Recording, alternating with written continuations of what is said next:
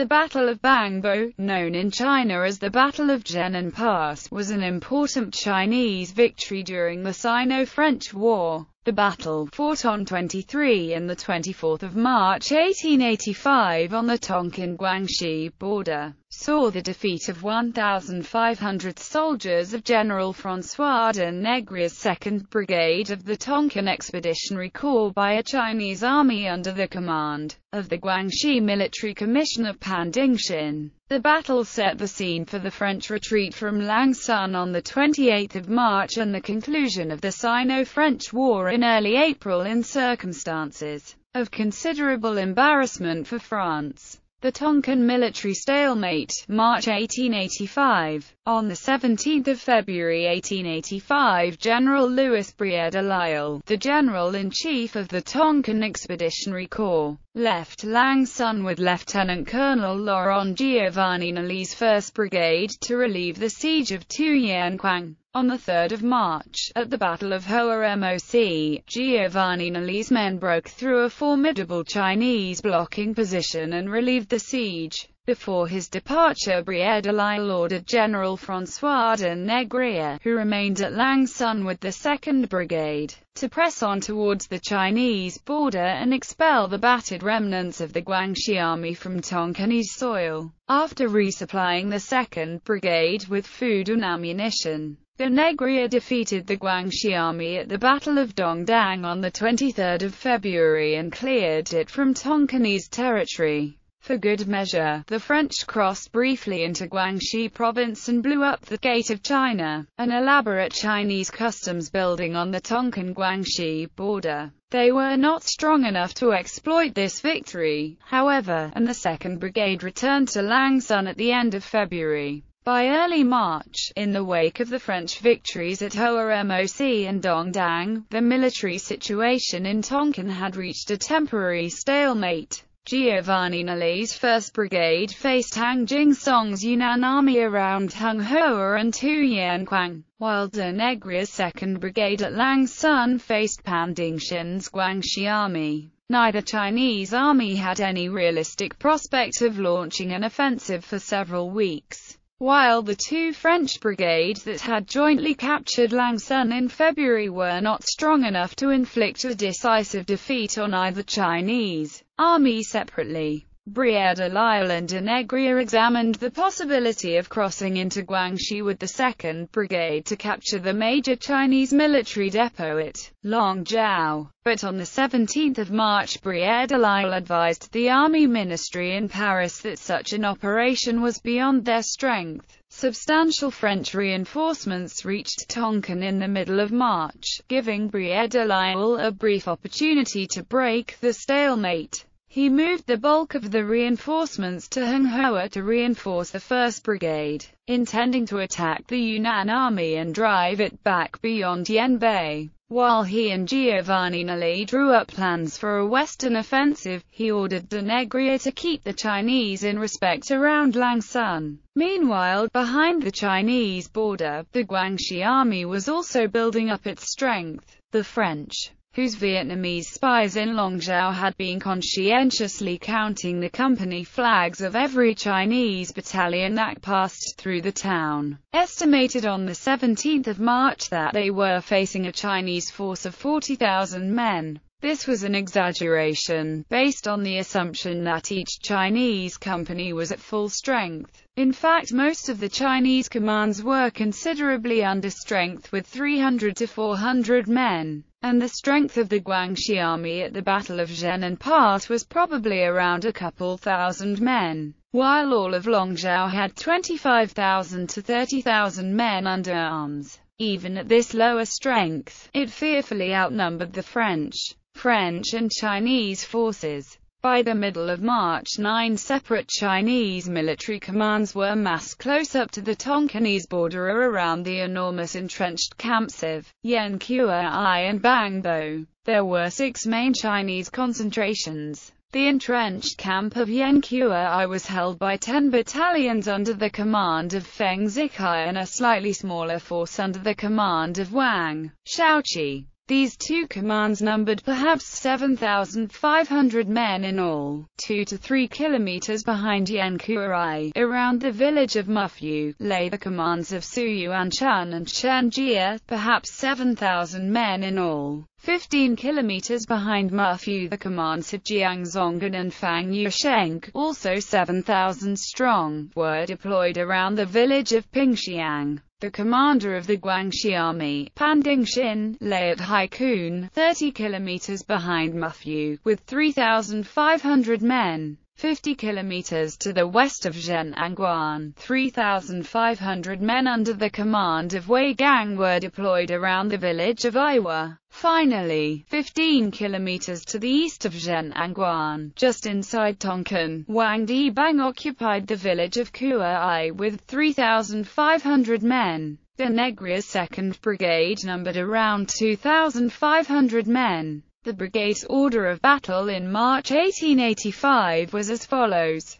3rd Marching Regiment, 23rd Line Infantry Battalion, 111th Line Infantry Battalion, 143rd Line Infantry Battalion, 4th Marching Regiment, 2nd Foreign Legion Battalion, 3rd Foreign Legion Battalion, 2nd African Light Infantry Battalion, 1st Battalion, 1st Tonkinese Rifle Regiment, 3 artillery batteries. Roussel's battery, of Giovanni Nolli's 1st Brigade, was also at Langsun. The battery had lagged behind during the Langsun campaign, and Giovanni Nolli had left it at Langsun when he set out with the 1st Brigade to relieve Tuyanquang. Not all of the 2nd Brigade was stationed at Langsun and immediately available for action. The 4 companies of Servier's 2nd African Battalion were echeloned between Langsun and Chu, guarding the vital French supply line up to Langsun and laboring to improve the miserable paths over which the Expeditionary Corps had advanced in February into a surfaced wagon road. The Battle of Bangbo, 23 and the 24th of March 1885. On the 22nd of March, Chinese forces under the command of Feng Jikai raided the French forward post at Dongdang, a few kilometers north of Langsun. The French post, under the command of Lieutenant Colonel Paul Gustave Herbinger, was held by Chef de Bataillon Digay's 2nd Foreign Legion Battalion, and the legionnaires repelled the Chinese assault without difficulty. The Negria, who had been forced to bring the bulk of the 2nd Brigade up from Langsun to support Herbinger, decided to hit back immediately. Hoping to take the Chinese by surprise, he decided to cross the frontier and attack the Guangxi army in its entrenchments at Bangbo, near the frontier pass of Zhennan. He had no intention of launching a major offensive into Guangxi. His aim, in the military phrase of the day, was simply to take some air around Dongdang. After giving the Chinese a bloody nose at Bangbo and clearing them away from the approaches to Dongdang, he would return to Langsun with the 2nd Brigade, leaving Chef de Bataillon Servier to hold Langsun with a single company of the 2nd African Battalion and Martin and Roussel's batteries, and stationing the 23rd Line Battalion at Dongdang to protect his supply line. He advanced to the Chinese frontier at Zhennan on the morning of the 23rd of March with a force of only 1,600 men and 10 guns. Substantial reinforcements for the 2nd Brigade were already on their way up to Langsun, but de Negrier decided not to wait for them. He judged it more important to attack the Chinese while they were still discouraged by Feng Zikai's repulse on the 22nd of March. On 23 and the 24th of March, the 2nd Brigade fought a fierce action with the Guangxi army near Zhennan. This engagement, known as the Battle of Zhennan Pass in China, is normally called Bangbo in European sources, after the name of a village in the center of the Chinese position where the fighting was fiercest. The French took a number of outworks on the 23rd of March, defeated a hesitant Chinese counterattack against their right flank launched by Wang Dibang from Kuai. On the 24th of March, de Negrier attacked the Guangxi army's main positions around Bangbo. His plan called for a simultaneous frontal and rear attack on Feng Zikai's troops. who were holding a line of trenches in front of Bangbo known to the French as the Long Trench. The frontal attack would be delivered by Farah's 111th Battalion and the rear attack by Digaye's 2nd Legion Battalion and Farrat's 143rd Battalion. Herbinger, who was instructed to guide Digaye and Farrat to their attack positions, led the two battalions in a wide-out flanking march in thick fog, and lost his way. De Négrier, unaware that Herbinger had failed to reach his positions, and mistaking a column of Chinese troops moving up to the Long Trench for Herbinger's two battalions, ordered Chef de Bataillon Farah's 111th Battalion to deliver its planned frontal attack. The men of the 111th laid down their haversacks, formed up, and charged. The battalion came under heavy frontal fire from Feng Zikai's infantry and flanking fire from Chinese units on the nearby hills, and lost several company officers within seconds. 2 of the 4 companies of the 111th Battalion reached the trench, but after a short spell of hand-to-hand fighting were thrown back by a Chinese counterattack led personally by Feng Zikai. The senior surviving French company officer, Captain Verdier, was able to disengage and rally the battalion. The Chinese, intent on beheading the French wounded and plundering the abandoned French haversacks, did not seriously pursue the 111th Battalion, and Verdier was able to withdraw its shredded companies to safety. Among the officers who fell during the 111th Battalion's attack on the Long Trench was 2nd Lieutenant René Normand, shot in the throat and mortally wounded. Normand had only recently arrived in Tonkin, and had distinguished himself on 10 February 1885 at the engagement at Pho Vy during the Lang Son campaign. A collection of his letters from Tonkin, including a number of vivid descriptions of the February campaign to capture Lang Son, would be published posthumously in France in 1886. On the right of the battlefield, the 143rd Battalion and 2nd Legion Battalion went into action several hours later than expected, and captured a Chinese fort. It was the only French success of the day. At 3 p.m., Pan Dingxin, seeing the 111th Battalion in full retreat and Herbinger's men exhausted from their exertions, counterattacked along the entire front. Herbinger's command was nearly cut off. Captain Gayen's company of the 143rd Battalion was surrounded by the Chinese. Captain Patrick Cotter, an Irish officer in Digaye's Legion Battalion, ignored an order from Herbinger to leave Gayen to his fate and led his Legion company to the rescue.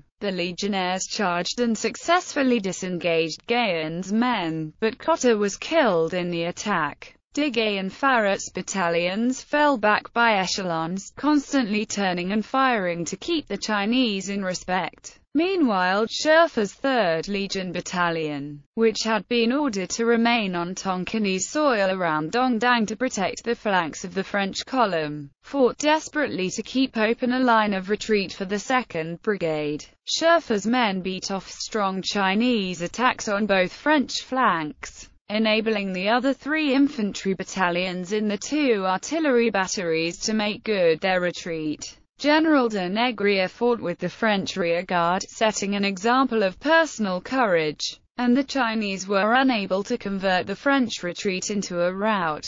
In the final flurry of action, just before nightfall, Captain Brunet of Sherfur's battalion was shot dead. There were ominous scenes of disorder as the defeated French regrouped after the battle, and de Négrier had to intervene sharply to quell them. As the brigade's morale was precarious and ammunition was running short, de Négrier decided to fall back to Lang Son. On the evening of the 24th of March the brigade marched back to Dongdang, where it camped for the night.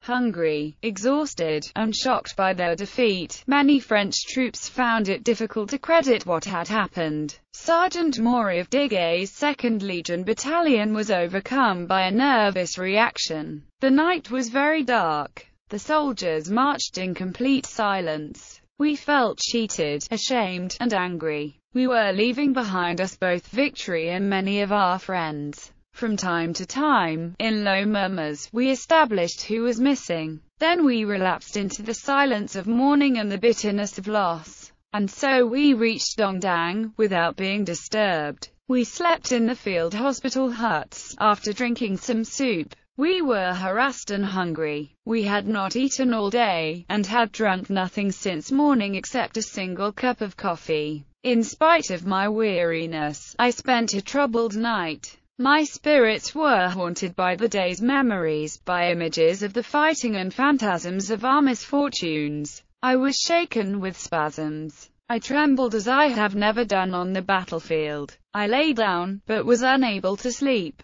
Casualties. Although the French made a fighting withdrawal from the battlefield and prevented the Chinese from piercing their line, casualties in the 2nd Brigade during the two-day battle were relatively heavy. 74 killed and 213 wounded. Most of these casualties were suffered on the 24th of March. The heaviest casualties were suffered by the 111th Battalion and the 2nd Legion Battalion. There were also appreciable casualties in the 143rd Battalion and the 3rd Legion Battalion. The dead and mortally wounded officers included Captain Mailhat, Dr. Raynaud, Lieutenant Kanan, and 2nd Lieutenant Normand of the 111th Battalion, Lieutenant Tebat of the 143rd Battalion, Captain Cotter of Dega's Legion Battalion, and Captain Brunet of Sherfa's Legion Battalion. The wounded officers included Chef de Bataillon Tonot of the Tonkinese Rifles, Lieutenant de Colombe of the 111th Battalion, Lieutenant Mangan and 2nd Lieutenant Bruno of the 143rd Battalion, and Lieutenant Durian and 2nd Lieutenant Cominian of Dega's Battalion. Lieutenant Mangan died several days after the battle in Lang Son, from shock following an operation to amputate a wounded limb. Chinese estimates of French casualties during the two-day battle amounted to over 1,100 dead. French officers killed in action at Bangbo, the 24th of March 1885. 2nd Lieutenant René Normand, 111th Line Battalion. Dr. Raynaud, 111th Line Battalion. Captain Patrick Cotter, 2nd Legion Battalion. Captain Brunet, 3rd Legion Battalion. Significance. The French defeat at Bangbo on the 24th of March 1885 shook the nerve of several French politicians who had earlier supported France's war against China. More importantly, it convinced Lieutenant Colonel Paul Gustave Herbinger, de Negrière's second-in-command, that the 2nd Brigade was dangerously isolated at Lang Son. On the 28th of March, de Negrière was seriously wounded in the Battle of Kentucky-Lua, in which the Tonkin Expeditionary Corps defeated an attack by the Guangxi Army on the defences of Lang Son. Herbinger assumed command of the 2nd Brigade, and immediately ordered a retreat to Keponchu.